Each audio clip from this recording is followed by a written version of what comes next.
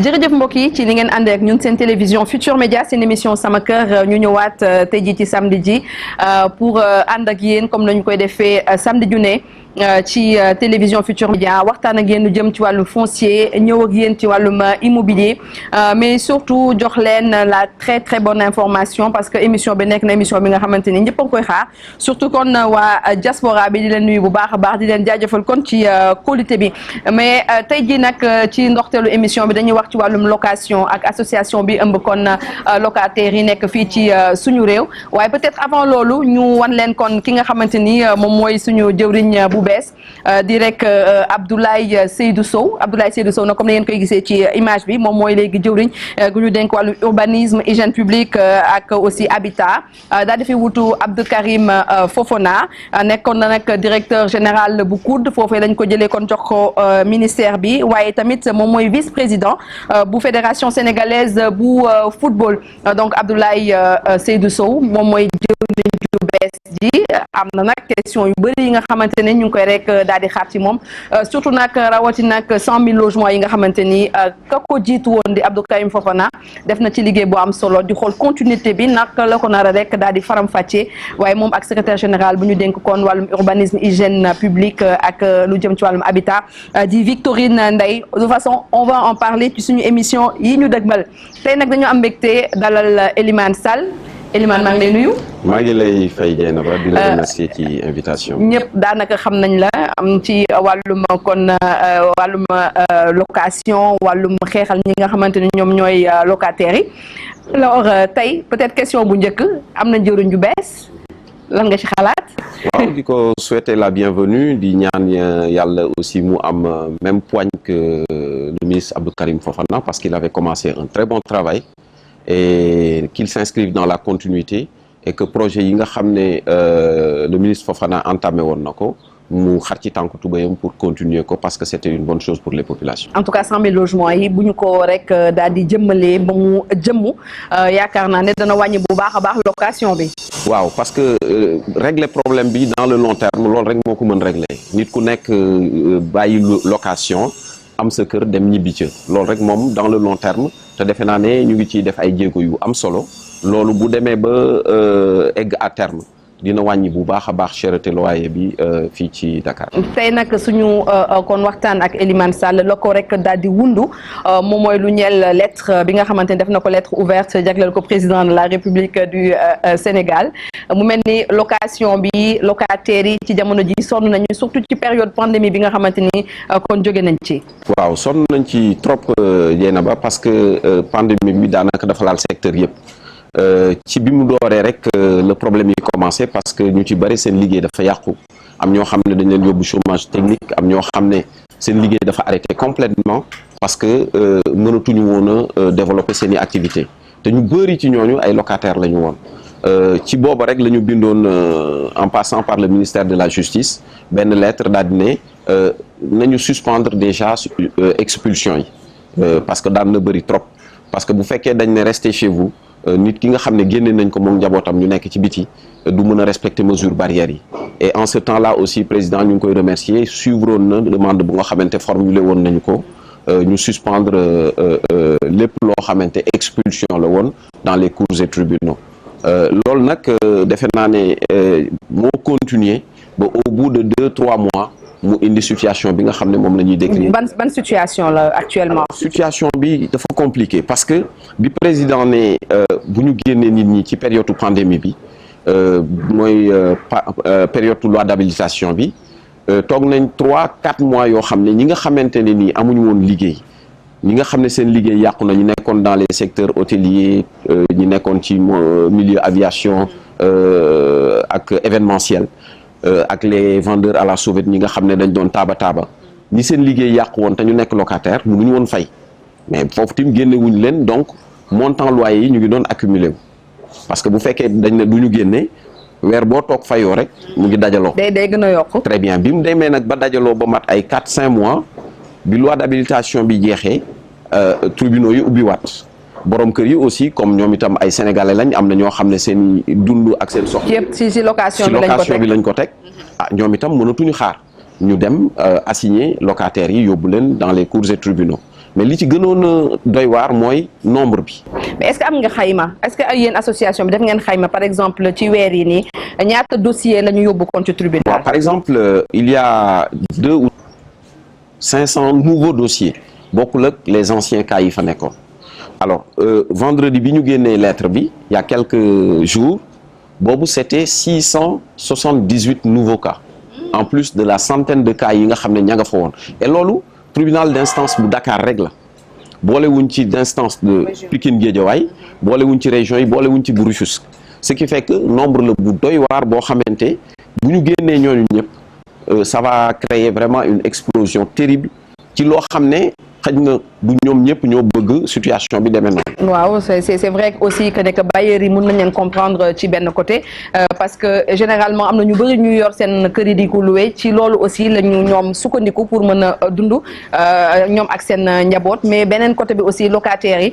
donc mën nañ leen comprendre ay jafe-jafe ci wàllum koom mais tey jii nii peut-être ban taxawaay le gouvernement bi war a mën a am. waaw ñun li ñu doon demander rek à travers la lettre mooy d'abord ñu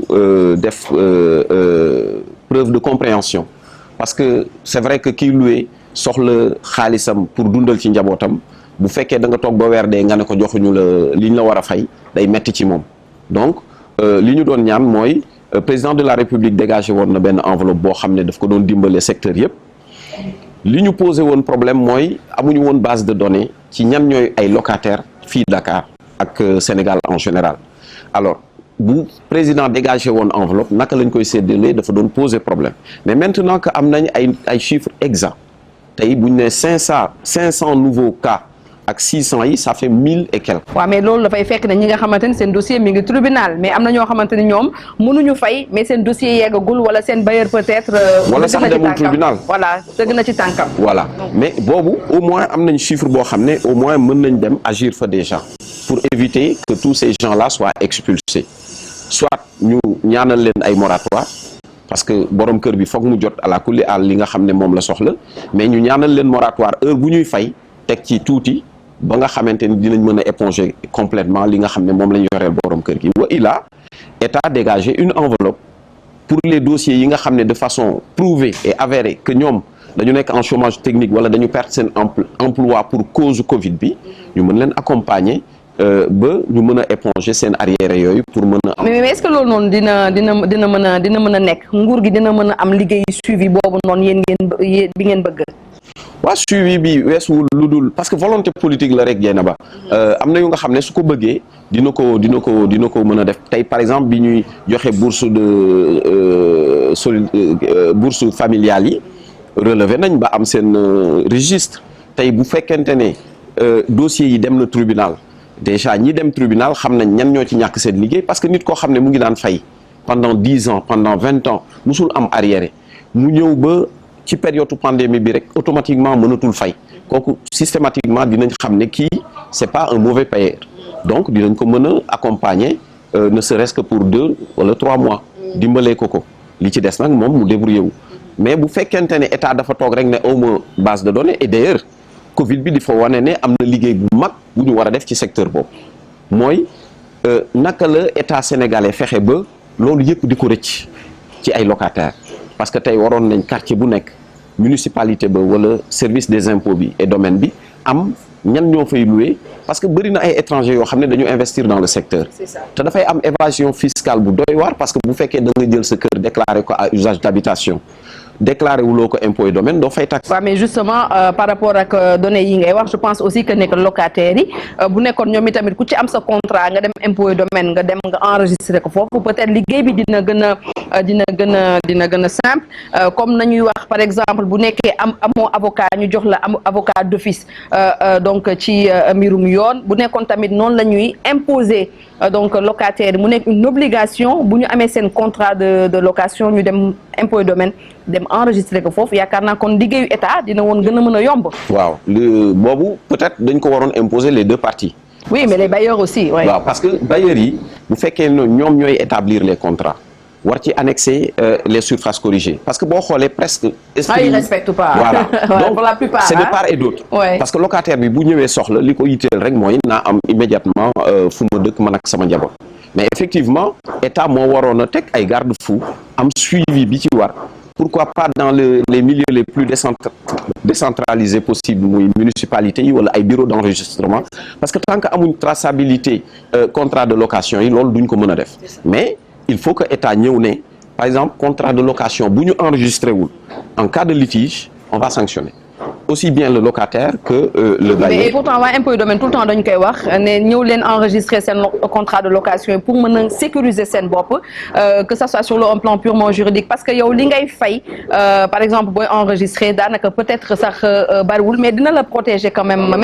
voilà même yow sax sa diggante ak bailleur bi. oui mais Dieynaba gis nga secteur boo xamante ni état daf ko bàyyi noonu seetaan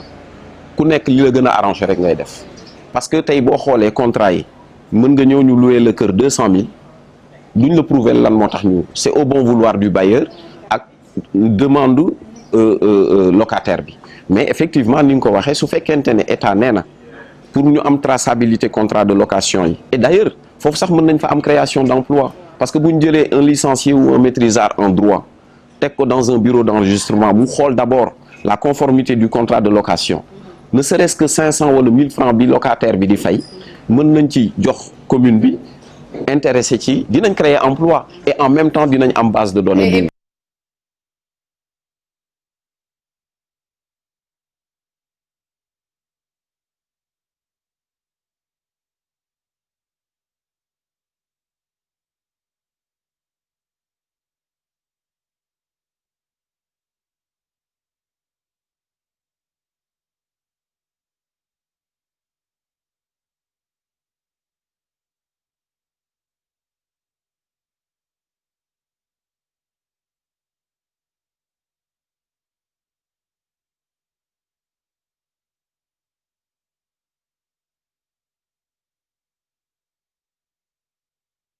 boo xoolee ñoom la gën a arrangé parce que parfois clandestinité dina la arranger au bout d'un certain temps mais da ngay dem ba mu rattraper la parce que tey bu fekkee bañ a fay taxe moo tax wala nëbbatu wala loolu moo tax tey bu fekkonte ne état recensé na ko du ñu yéeg a ko wàcc ak seen ay locataire état day ñëw rek jox leen chèque bi ñoom ci seen bopp locataire bi sax du ko laal ñooy dem retirer ko pour rentrer dans leur fonds mais malheureusement secteur bi moo désorganisé de telle sorte que loo ciy xalaat rek mu ngi ci loo ci xalaat mu ngi ci tous les abus de la part des locataires aussi bien que de la part des bailleurs d'où la nécessité enseignement bi ñu war a tirer ci situation bi mooy ku nekk ci secteur bi nga xamante ni mooy secteur immobilier ak location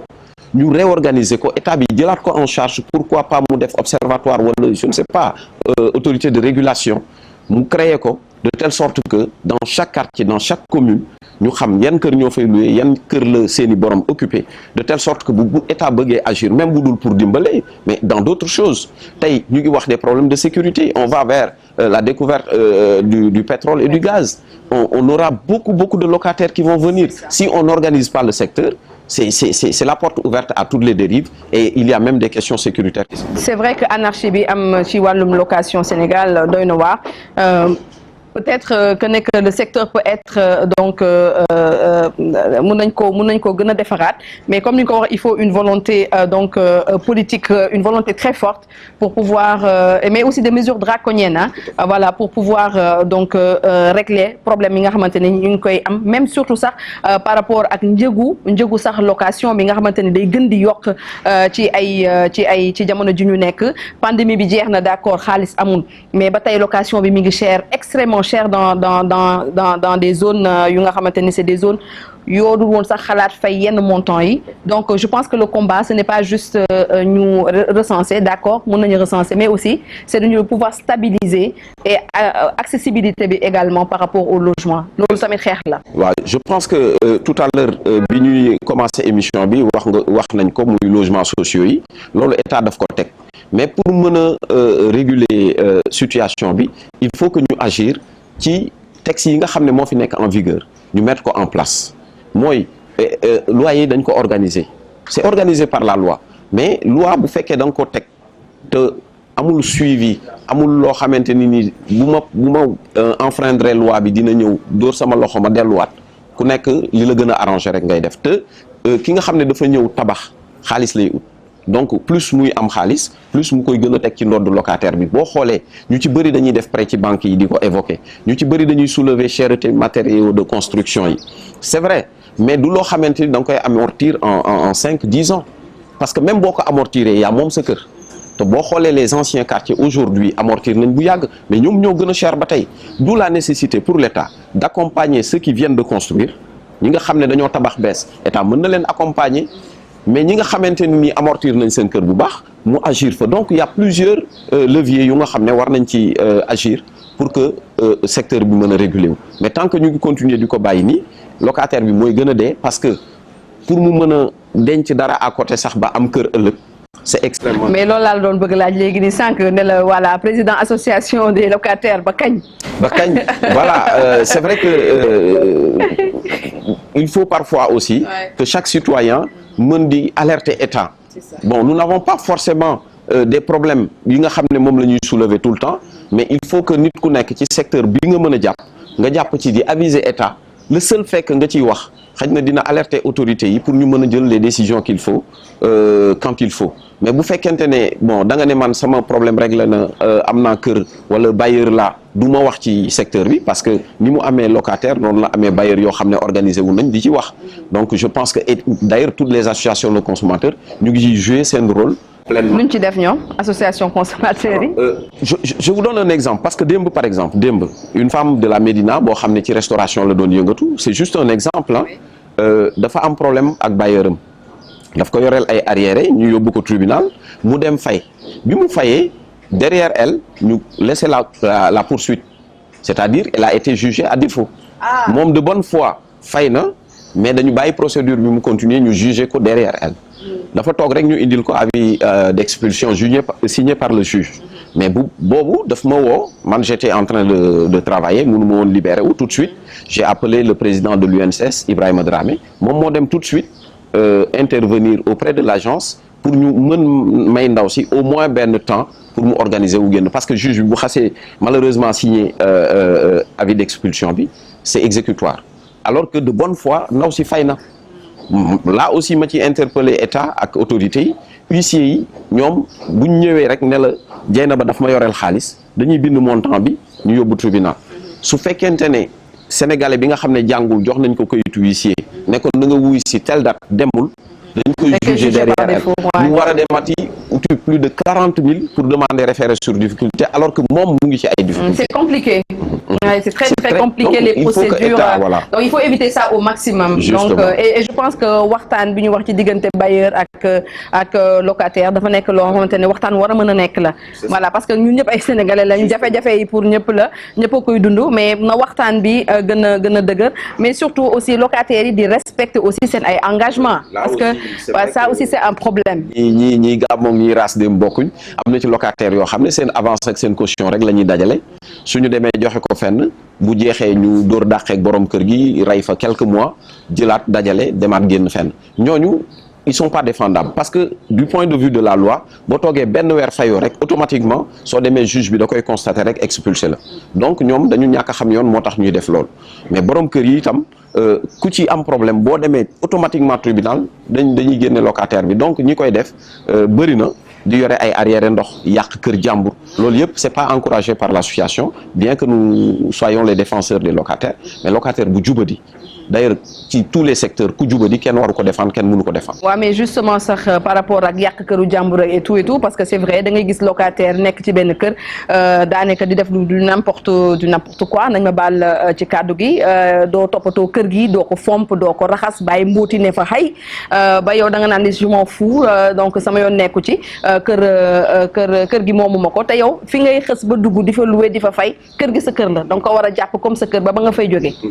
je pense que foofu tamit y a un problème de bon sens parce que Dieynaba man bu ma dëkkee ci kër tant que maa ngi fay nekk sama kër la et d'ailleurs loolu sax moom la yoon wax bu mu xasee louer kër man sama kër la droit de jouissance laa fay am et d'ailleurs je ne peux pas concevoir que nga dëkk ci kër say nawle di la fa fekk say nit ñu baax di la fa fekk nga bàyyi kër gi mu délabré mais y a autre chose am na lu nga xamante ni nii réglé na problème boobu parce que bu fekkee da ngay dugg dañu war a def état des lieux contradictoire ma ne la samay carreaux nii la mel samay porte nii la mel voilà ñu bind ko nga signé ma signé bis boo demee bay génn te bàyyiwuloo kër gi en l'état dama lay attaqué non seulement dinaa téye sa caution mais mën naa la yóbbu ci yoon pour nga réparer sama. donc c'est important de le dire juste fàttali mbokk yi ne tey Elimane Sall la ñuy dalal moom mooy jiite association bi ëmb locataires yi nekk fii ci suñu réew seen association bi bëri na ay yëngu-yëngu est-ce que yéen a ngi lijjanti yenn problème yi. ñu ngi ci def lu ñu ci mën je pense que quand même c'est difficile parce que on n'a pas de moyens. On est soutenu par personne mais je pense que li nga xam ne ñu ngi koy mën mooy conseil orientation accompagner Maître Sakho le vice-président de l'association tout le temps mu ngi tribunal di défendre gratuitement ay dossiers yoo xam ne ñun ñoo ko koy transmettre cabinet il reçoit tout le temps des gens et je pense que lépp luñ ci mën daal ñu ngi ko ciy def et mission divine la parce que xaaruñ ci dara séntuwuñ ci dara dañu yore suñu liggéey di ko def donc lépp loo xamante ne nii gis nañ ne locataires yi seen bët xonq na ñu mën ci taxaw et que c'est défendable dinañ ko def ku nekkul ci yoon nag kenn du la défendre kenn ci yoon mais justement tey jii nii comment les locataires nan la ñu war a mën a ñëwee tey pour mu mën a maanaam bokk ci association bi wala c'est benn association boo xamante ne libre participation la. Participation bi c'est juste l'achat de la carte de membre soo jëndee carte de membre rek jox na le droit d'accès automatique et que boo ñëwee su fekkee am nga problème am na ñoo xam ne sax la plupart du temps dañ ñuy woo c'est pas des membres mais dañuy am juste des problèmes ñu jox leen les conseils qu'il faut mais pour que maître mën a constituer wu gratuitement il faut que nga nekk membre association. mais tey fii par exemple yéen a ngi lijjanti problème yi mais en tant que président tey ban situation nga nekkoon boo xamante ni locataire nekk na ci mu marqué la ba tey ngay continuer di xeex pour locataires yi. jéene ba boo xoolee origine création association bi mu ngi jógee ci benn nawet ñu toog suñu balcon gis femme boo xam ne ak ay doomam dañ ko génne par décision de justice mu jël ay bagaasam amul fu mu dem muy taw ci kawam après mu def benn affaire bu doy waar ci sama bopp ma ne mais lii quel que soit droit bi ko def il faut que ñu humaniser ko parce que droit texte la mais am na loo xam ne c'est humain automatiquement ma wax ak sama ay xarit ak sama am di jàmm que dañu war a créer association boo xam ne lii dootul am plus jamais ça ñu jóg def ay démarches déposer ba am récépissé au niveau du ministère de l'Intérieur et automatiquement ñu commencé nag di dimbale di orienter di conseiller amul waxtu buñ ñu dul woo waxtu buñ dul jóg pour apporter des conseils et de l'assistance aux locataires am na ñoo xam ne sax parfois dañuy yaakaar ne dañu am xaalis ñëw nañu ndax duñ leen dimbale fayal leen. mais c'est extrêmement difficile. waaw waaye c'est justement foofu laa bëggoon ñëw ak yéen difficulté yi nga xamante ne yéen a ngi koy rek daal di dund ci seen biir association parce que dina am ñoo xamante ni duñu xam lan mooy seen ay mission bëgg leen yeneen mission yu nekkul seen bopp. c'est extrêmement difficile di nga gis sax ñoo xam ne dañ la ciy woo di la gëdd di la yuuxu. parce que tout simplement voilà yéen a woote ne da ngeen di défendre locataires yi ñu ngi nii nekk ci ay problèmes croyant que ñun war nañ mën a génne de nos poches jox leen ko là c'est presque impossible mais bu fekkee da nga ñëw ñu ne ñu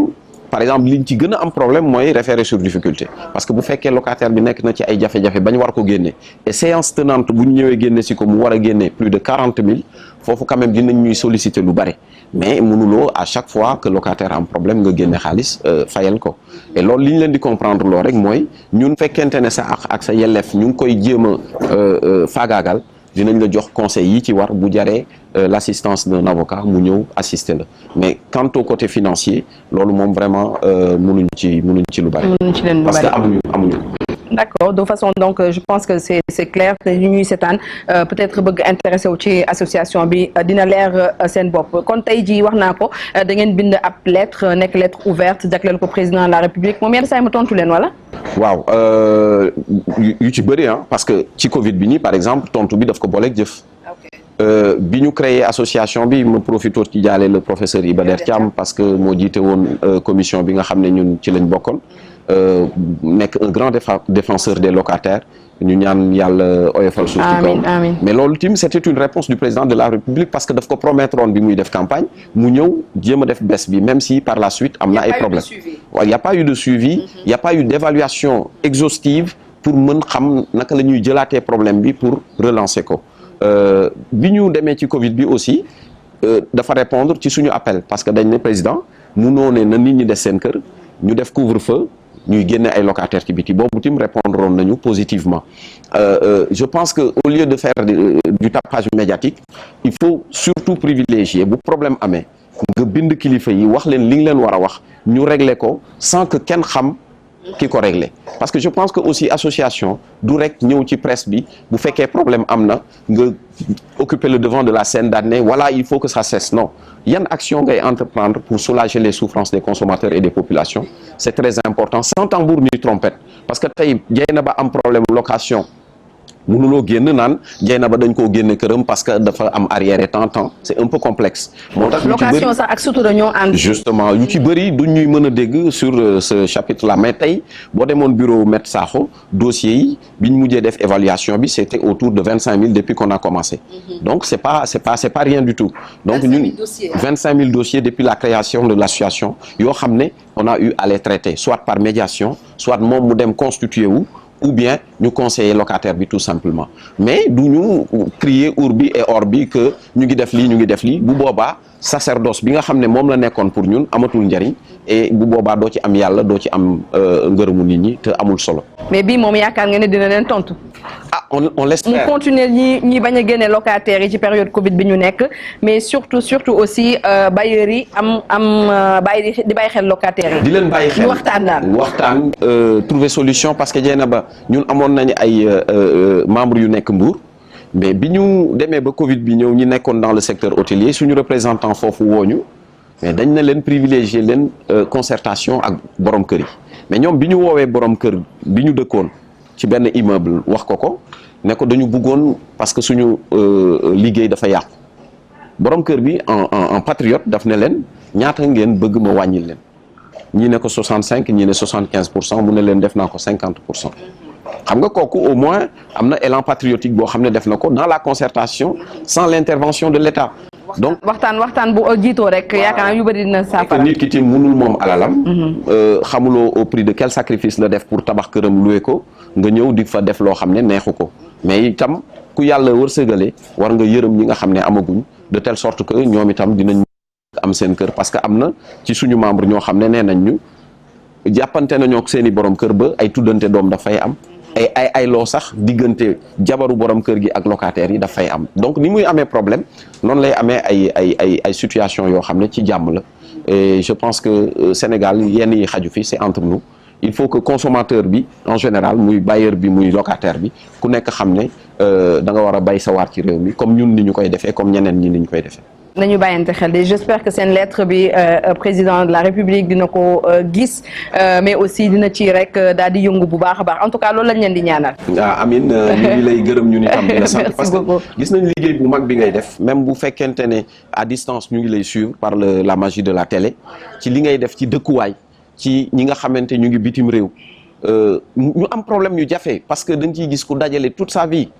déposé ko ci benn agence immobilière ñu xëy ñu ne agence ba dem na ñu jaay la terrain fotool la ko wala tabaxal la fotool la ko wan la ko nga ñëw xëy doo fa gis dara donc gis nañ vraiment coono biñ ciy daj dem vers eux ñu di leen jox kàddu et je pense que yu mel noonu c'est à encourager te ñu ngi la ciy féliciter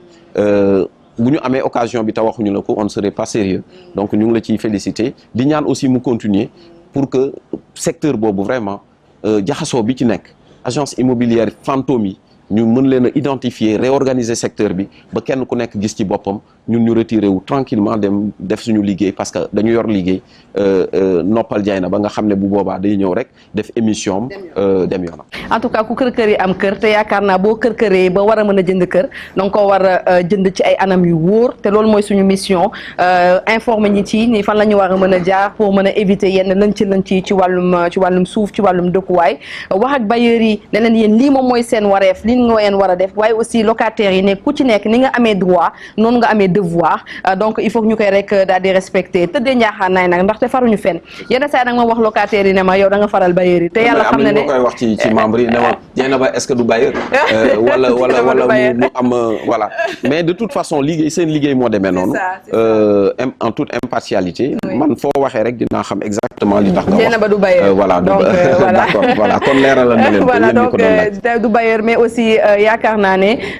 dëgg moom xale da koy for mag da koy for ku nekk ci digg dóom tamit doo koy for te yaakaar naa ne bu ñu waxee rek xel yi dinañ mën a am ci lu ñu rek daal di jàpp nañu def rek li nga xamante ni moom mooy yoon Sénégal jëm kanam comme nañu koy rek daal di waxee sànq yaa ngi wax ci wàllum suuf dafa am benn dossier nag boo xamante ni il faut ñu waxtaan ci peut-être émission yi ñu dëgmal mooy ay terrain yi nga xamante ni ci commune Sangalkam la ko ay defkatu ñaawteef la ma ko mën a woowee sax daal di koy jaay ay honnête citoyen te fekk ne kayit yooyu baaxul te ci jamono yi nga xamante ni délégation spéciale moo amoon foofee ca commune bu Sangalkam nañ ko rek daal di amee mu nekk ay lënc yu bëri yi nga xamante ni doomu Sénégal yu ci bëri dañ ci rek daal di jënd kër foofee ca commune bu Sangalkam peut-être on va en parler ci émission yi ñu dëgmal ndaxte suñu émission wax naa ko bu gungewul yeetewul rek ñun duñu neex te comme que yéen a ñuy seetaan am kóolute ci information yi ñu leen di jox dañ ci xaw a cof fuuti expliquer leen un peu lan mooy jafe bi foofu ci commune bu Sangalkam merci beaucoup Elimane Sall merci beaucoup ci wuyu si bi wax naa leen dañoo bind ab lettre pour daal di koy waxtaan ak président de la République ne nag locataires yi ñu yërëm leen surtout expulsion yi mais aussi ñu alléger leen lu jëm nag ci payoor gi moratoire ak yooyu borom kër yi ñu bàyyi ci xel bu baax a baax merci à l'équipe technique Djili merci à toi comme on a l'habitude de le dire Tafa Dioum tamit féete ci caméra bi mais aussi tey ci montage bi merci à toute l'équipe on se donne rendez-vous un autre samedi pour un autre sujet bu ñeel ba léegi wàllum immobilier ak wàllum foncier